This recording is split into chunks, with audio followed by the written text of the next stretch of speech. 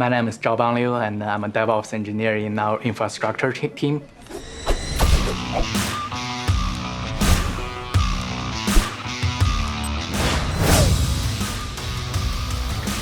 Our goal is to make sure our production is up and running and in a scalable way. Also, we are helping our developers to make code change really fast and ship features as fast as possible. DoorDash is a logistic platform, so we connect our consumer and merchant using our technology.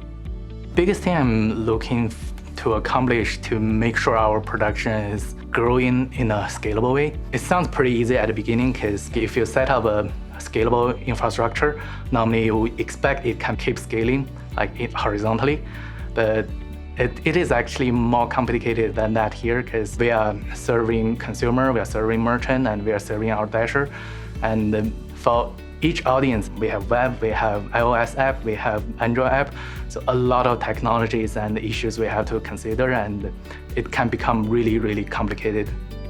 One problem of massive logging is you are getting a lot of information, but it's really hard to connect different information saying this is related with one request.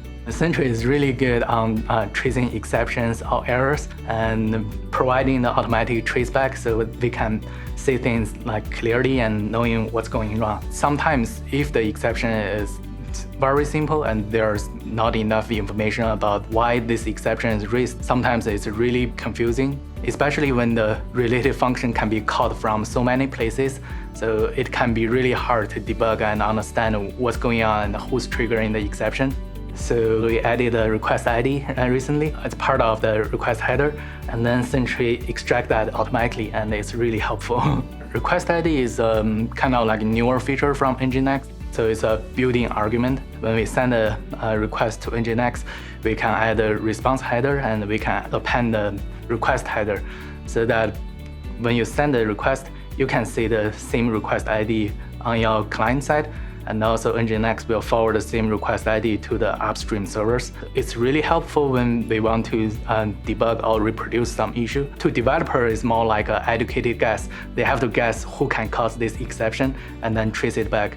Given the request ID, it makes the process so much faster. So basically, they can find the request ID and search for it, and then they can see all of the access log, error log, and all of the related information.